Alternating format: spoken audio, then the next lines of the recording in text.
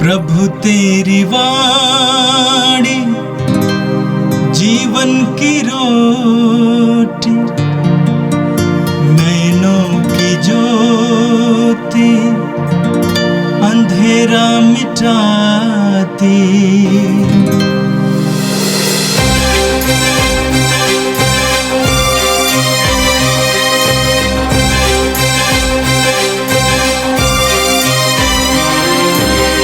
प्रभु तेरी वाणी जीवन की रोटी, नैनों की ज्योति अंधेरा मिटाती। प्रभु तेरी वाणी जीवन की रोटी, नैनों की ज्योति अंधेरा मिटाती। वाणी वाणी वाणी वाणी वाणी पवित्र है, शाश्वत है, जीवन का मन्ना है। 10 फरवरी मंगलवार। पहला पाठ राजाओं का पहला ग्रंथ, अध्याय 8, पद संख्याएं 22 से 23 और 27 से 30 तक। सुलेमान इस्राएल के समस्त समुदाय के सम्मुख ईश्वर के वेदी के सामने खड़ा हो गया और आकाश की ओर हाथ उठाकर बोला, प्रभु इस्राएल के ईश्वर, ना तो ऊपर स्वर्ग में और ना नीचे पृथ्वी पर तेरे सादृश्य कोई ईश्वर है। तू विधान बनाए रखता और अपने सेवकों पर दया दृष्टि करता है, जो निष्कपट हृदय से तेरे मार्ग पर चलते हैं। क्या यह संभव है कि ईश्वर सचमुच पृथ्वी पर मनुष्यों के साथ निवास करे? आकाश और समस्त ब्रह्मांड में भी तू नहीं समा सकता, तो इस मंदिर की क्या जिसे मैंने तेरे लिए बनवाया है। हे प्रभु मेरे ईश्वर, अपने सेवक की प्रार्थना तथा अनुनय पर ध्यान दे। आज अपने सेवक की पुकार तथा विनती सुनने की कृपा कर। तेरी कृपा दृष्टि रात दिन इस मंदिर पर बनी रहे, इस स्थान पर जिसके विषय में तूने कहा, मेरा नाम यहाँ विद्यमान रहेगा। तेरा सेवक यहाँ जो प्रार्थना करेगा उससे सुनने की कृपा कर। जब इस स्थान पर तेरा सेवक और इस्राएल की समस्त प्रजा प्रार्थना करेंगी, तो उनका निवेदन स्वीकार करने की कृपा कर। तू अपने स्वर्गीय निवास स्थान से उसकी प्रार्थना सुन और उन्हें क्षमा प्रदान कर। यह प्रभु की वाणी है। संत मार्कुस के अनुसार पवित्र सुसमाचार, अध्याय 7, वाक्य संख्या 1 से लेकर 13 तक। फरीसी और यरूशलेम से आए हुए कई शास्त्री यीशु के पास इकट्ठे हो गए। वे यह देख रहे थे कि उनके शिष्य अशुद्ध यानी बिना धोए हुए हाथों से रोटी खा रहे हैं। पुरखों की परंपरा के अनुसार फरीसी और सभी यहूदी बिना हाथ धोए भोजन नहीं करते। बाजार से लौटकर वे अपने ऊपर पानी छिड़के बिना भोजन नहीं करते और अन्य बहुत से परंपरागत रिवाजों का पालन करते हैं, जैसे प्यालों, सुराहियों और कांसे के बर्तनों का शुद्धिकरण। इसलिए फरीसियों और शास्त्रियों ने यीशु से पूछा, आपके शिष्य पुरखों की परंपरा के अनुसार क्यों नहीं चलते? वे क्यों अशुद्ध हाथों से रोटी खाते हैं? यीशु ने उत्तर दिया, ईसायास ने तुम ढोंगियों के विषय में ठीक ही भविष्यवाणी की है, जैसा कि लिखा है, ये लोग मुख से मेरा आदर करते हैं, परंतु इनका हृदय मुझसे दूर है। ये व्यर्थ ही मेरी पूजा करते हैं। और जो शिक्षा ये देते हैं वह है मनुष्य के बनाए हुए नियम मात्र। तुम लोग मनुष्य की चलाई हुई परंपरा बनाए रखने के लिए ईश्वर की आज्ञा टाल देते हो। यीशु ने उनसे कहा, तुम लोग अपनी ही परंपरा का पालन करने के लिए ईश्वर की आज्ञा रद्द करते हो, क्योंकि मूसा ने कहा, अपने पिता और अपनी माता का आदर करो, और जो अपने पिता और अपनी माता को शाप दे उसे प्राणदंड दिया जाए। परंतु तुम लोग यह मानते हो कि यदि कोई अपने पिता अथवा अपनी माता से कहे, आपको मुझसे जो लाभ हो सकता था वह कुर्बान अर्थात ईश्वर को अर्पित है, तो उस समय से वह अपने पिता अथवा अपनी माता के लिए कुछ नहीं कर सकता है। इस तरह तुम लोग अपनी परंपरा के नाम पर जिसे तुम बनाए रखते हो, ईश्वर का वचन रद्द करते हो और इस प्रकार के और भी बहुत से काम करते रहते हो।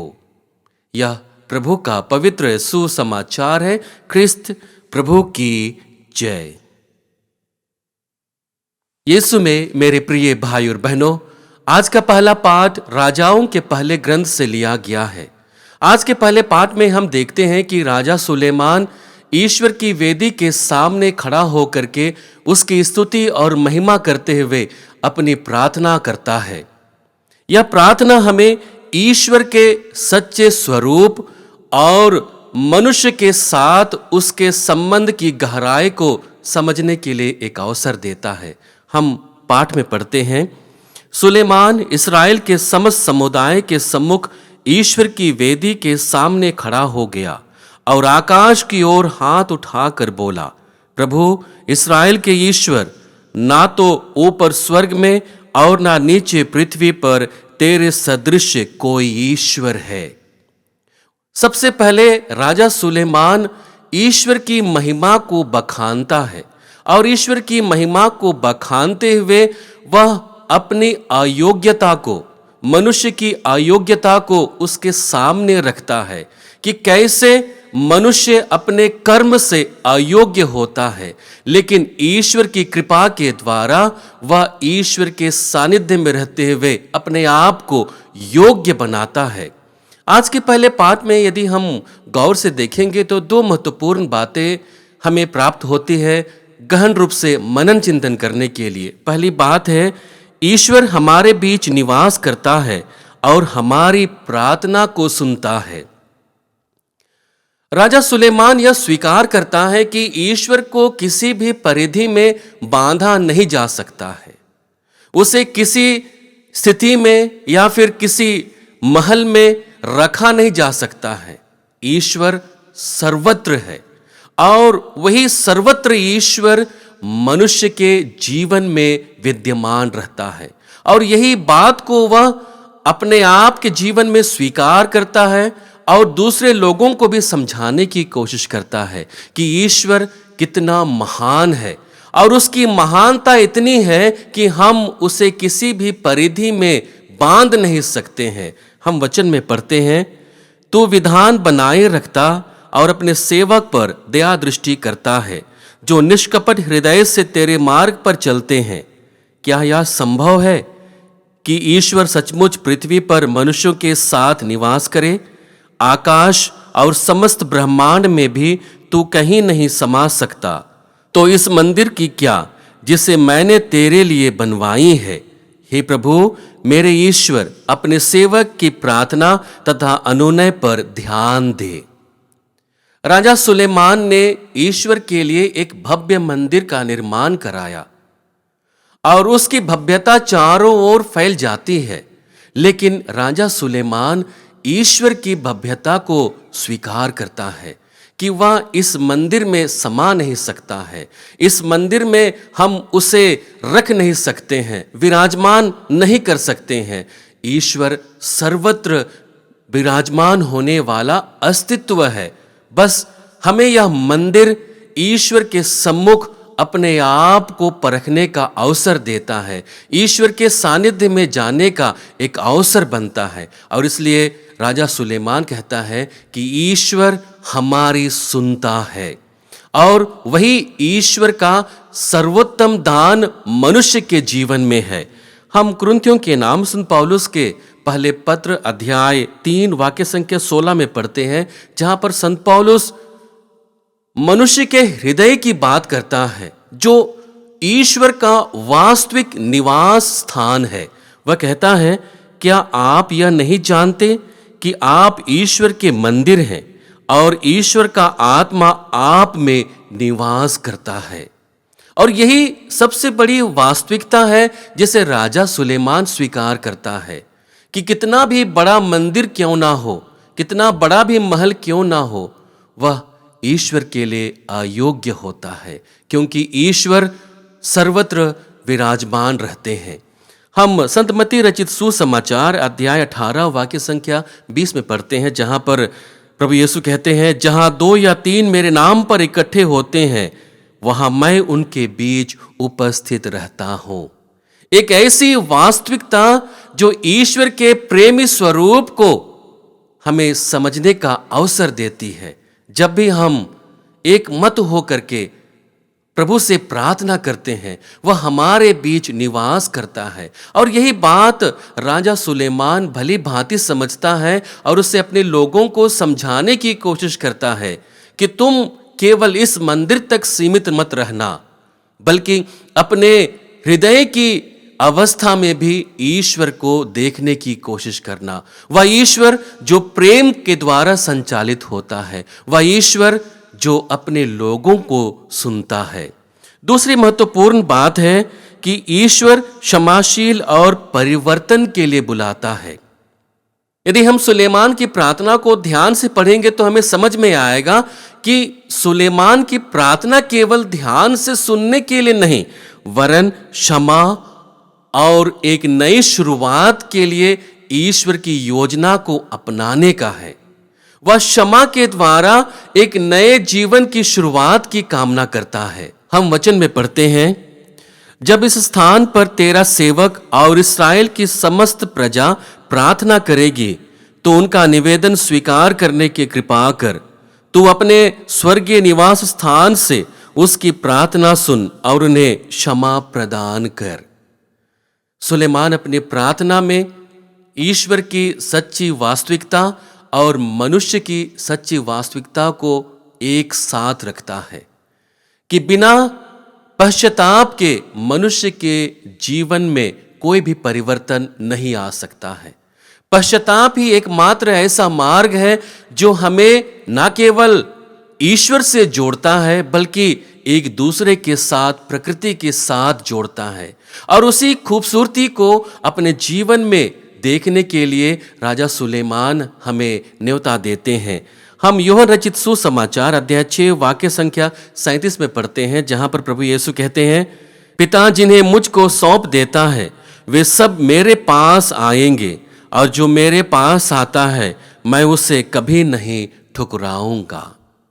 ये ईश्वर की सच्ची वास्तविकता है कि हमें अपने आप को विनम्र बना करके ईश्वर के सम्मुख, ईश्वर के सानिध्य में लाने की आवश्यकता है, और वहीं से हमारी एक नई शुरुआत होती है। और उसी बात को प्रभु यीशु भली भांति हम लोगों को समझाने की कोशिश करता है। यीशु में मेरे प्रिय भाई और बहनों, आज का पहला पाठ में विश्वास, प्रार्थना और पश्चाताप के मार्ग पर चलने के लिए न्योता देता है, और वही हमारे लिए एक नई शुरुआत होगी। आज का सुसमाचार संत मार्कुस रचित सुसमाचार से लिया गया है, जहां हम देखते हैं कि प्रभु यीशु एक आम मानवीय प्रवृत्ति का सामना करते हैं, एक ऐसी प्रवृत्ति जो सच्ची उपासना को खोखली परंपरा में बदल देती है। और ऐसे लोगों को समझाते हुए प्रभु यीशु यह कहने की कोशिश करता है कि सच्ची परंपरा केवल बाहरी रीति रिवाज तक ही सीमित नहीं है, बल्कि वह हृदय से प्रवाहित होने वाली एक सच्चाई है। हम देखते हैं कि प्रभु यीशु के शिष्य बिना हाथ धोए रोटी खाते हैं। अशुद्ध हाथों से रोटी खाते हुए देखकर शास्त्री और फरीसी यीशु से सवाल पूछते हैं। उनका सवाल था कि जो परंपरा से चली आ रही है, जो रीति रिवाज जिसे हमें और हमारे पुरखों ने निभाया है, उसे आपके शिष्य तोड़ रहे हैं। अपने कथन के अनुसार प्रभु यीशु यह समझाने की कोशिश करता है कि सच्ची भक्ति केवल रीति रिवाज तक ही सीमित नहीं है, बल्कि अपने हृदय की अवस्था में व्याप्त ईश्वर के वचन पर गहन रूप से मनन चिंतन करके उसे आगे बढ़ाने में है। और इसलिए प्रभु यीशु यह बताने की कोशिश करता है कि बाहरी धर्म नहीं, बल्कि हृदय की सच्चाई महत्वपूर्ण है। शास्त्री और फरीसी बहुत सारे नियमों का पालन करते थे, जिसमें से उन्हें बहुत सारे कार्यों को करना होता था, बहुत सारे कार्यों को नहीं करना होता था। और इन सब के बीच वे कहीं ना कहीं अपने कर्तव्य को, अपने जिम्मेदारियों को वे भूल जाते थे। और उन्हीं सबको स्मरण कराते हुए प्रभु यीशु उन्हें सचेत करते हैं कि जो बाह्य आडंबर में आप जीवन जीते हो वह तुम्हें ईश्वर से दूर कर देगा। हम वचन में पढ़ते हैं, फरीसियों और शास्त्रियों ने यीशु से पूछा, आपके शिष्य पुरखों की परंपरा के अनुसार क्यों नहीं चलते? वे क्यों अशुद्ध हाथों से रोटी खाते हैं? यीशु ने उत्तर दिया, ईसायास ने तुम ढोंगियों के विषय में ठीक ही भविष्यवाणी की है, जैसा कि लिखा है, ये लोग मुख से मेरा आदर करते हैं, परंतु इनका हृदय मुझसे दूर है। ये व्यर्थ ही मेरी पूजा करते हैं, और जो शिक्षा ये देते हैं वह है मनुष्य के बनाए हुए नियम मात्र। यहां पर प्रभु यीशु यह स्पष्ट करने की कोशिश करता है कि तुम्हारे जीवन में ईश्वर के नियम महत्व रखते हैं, ना कि मनुष्य के नियम जो तुम्हें अपने मार्ग से भटकाते हैं, ईश्वर के मार्ग से भटकाते हैं। और इसलिए तुम्हें चाहिए कि ईश्वर के नियम का अपने जीवन में पालन करो। हम सामुएल के पहले ग्रंथ अध्याय 16 वाक्य संख्या 7 में पढ़ते हैं, जहां पर वचन कहता है, मनुष्य तो बाहरी रूप रंग देखता है, किंतु प्रभु हृदय देखता है। और यही सबसे बड़ी सच्चाई है जिसे प्रभु यीशु अपने लोगों को समझाने की कोशिश करता है कि सच्ची भक्ति, सच्ची श्रद्धा बाहरी रीति रिवाज और कर्मकांड तक ही सीमित नहीं है, वह हृदय में व्यवस्थित ईश्वर की वाणी पर निहित है, जिसे हमें प्रत्येक दिन अपने जीवन में निर्वाह करने की आवश्यकता है। हम संत मत्ती रचित सुसमाचार अध्याय 5 वाक्य संख्या 8 में पढ़ते हैं, जहां पर प्रभु प्रवचन में कहते हैं, धन्य है वे जिनका हृदय निर्मल है, वे ईश्वर के दर्शन करेंगे। हमारे लिए बाहरी निर्मलता या बाहरी सौंदर्यीकरण उतना महत्व नहीं है जितना हृदय की निर्मलता महत्व है। वही सौंदर्य हमें प्रभु के दर्शन कराते हैं। यहां पर प्रभु यीशु समझाने की कोशिश करता है कि बाहरी रीति रिवाज के अलावे हमें अपने हृदय की निर्मलता पर ध्यान देने की जरूरत है।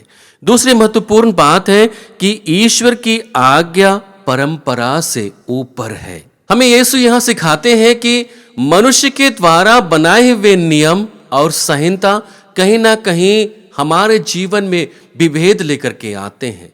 हम अपने कर्तव्य से मुक्त हो जाते हैं, हम अपने कर्तव्य को और जिम्मेदारियों को त्याग देते हैं, क्योंकि हम अवसरवादी बनते हैं। प्रभु यीशु कहते हैं, परंतु तुम लोग यह मानते हो, यदि कोई अपने पिता अथवा अपनी माता से कहे, आपको मुझसे जो लाभ हो सकता था वह कुर्बान अर्थात ईश्वर को अर्पित है, तो उस समय से वह अपने पिता अथवा अपनी माता के लिए कुछ नहीं कर सकता है। इस तरह तुम लोग अपनी परंपरा के नाम पर जिसे तुम बनाए रखते हो, ईश्वर का वचन रद्द करते हो और इस प्रकार के बहुत से काम करते रहते हो। प्रभु यीशु यह बताने की कोशिश करता है कि कैसे हम अपने नियम और अपनी परंपरा के द्वारा ईश्वर के वचन को रद्द करते हैं। ईश्वर जो हमें एक दूसरे से प्रेम पूर्वक रहने के लिए भेजते हैं, न्योता देते हैं, दूसरों की सेवा करने के लिए मौका देते हैं, दूसरों को अपनाने का अवसर देते हैं, हम अपने नियम के द्वारा इन सब को और इन सब की अवहेलना करते हैं, इन सब का परित्याग करते हैं। तो उनसे बचे रहने के लिए यहाँ पर प्रभु यीशु हमें हिदायत देते हैं और कहते हैं कि तुम्हें ईश्वर के नियम, ईश्वर के वचन के प्रति ईमानदारी का जीवन जीने की आवश्यकता है। हम याकूब के पत्र अध्याय 1 वाक्य संख्या 22 में पढ़ते हैं, जहाँ पर संत याकूब कहते हैं, वचन के श्रोता ही नहीं बल्कि पालन करता भी बने। हमें चाहिए कि जो नियम है, संहिता है, हम न केवल उसके श्रोता बने बल्कि उसके पालन करता भी बने। हम संत मत्ती रचित सुसमाचार अध्याय 9 वाक्य संख्या 13 में पढ़ते हैं, जहां प्रभु यीशु कहते हैं, मैं बलिदान नहीं बल्कि दया चाहता हूँ। एक दया जो हमें ईश्वर के साथ हमें जुड़ने का अवसर देता है, वह दया जो हमें एक दूसरे के साथ जुड़ने का अवसर देता है। यीशु में मेरे प्रिय भाई और बहनों, आज के दोनों पाठ हमें विशेष रूप से ईश्वर की योजना के प्रति ईमानदारी का जीवन जीने के लिए न्योता दे रही है। और उस जीवन को जीने के लिए सर्वप्रथम हमें ईश्वर के सम्मुख अपने आप को अयोग्य बनाना है, विनम्र बनाना है, और वही ईश्वर हमें इस क्रिस्ती बुलाहट को जीने के लिए बल प्रदान करेगा। आइए हम उस प्रभु से प्रार्थना करें। हे सर्वशक्तिमान पिता परमेश्वर, हम धन्यवाद देते हैं पिता, हमें क्रिस्ती जीवन जीने का बुलाहट देने के लिए, जिसके द्वारा तू हमारे जीवन में बहुत सारे अच्छे कार्यों को संपादित करता है। प्रभु, जैसे हम इस जीवन को जी रहे हैं, हम हर एक दिन के जीवन में चुनौतियों का सामना करते हैं जो हमें तेरी योजना के विरुद्ध चलने के लिए आगे बढ़ाती है, शैतान के प्रपंचों को अपनाने के लिए हमें मजबूर करती है। प्रभु, इन सभी परिस्थितियों में हमें बल दे, ताकि हम तेरे सानिध्य में रहते हुए इन सारी चुनौतियों का सामना करते हुए एक अच्छे क्रिस्ती जीवन को जी सकें और दूसरे लोगों के जीवन में भी एक अच्छा नमूना प्रस्तुत कर सकें। हम यह प्रार्थना करते हैं हमारे प्रभु ख्रिस्त के द्वारा, आमीन। प्रभु तेरी वाणी जीवन की रोटी, नैनों की ज्योति अंधेरा मिटाती। वाणी वाणी वाणी वाणी वाणी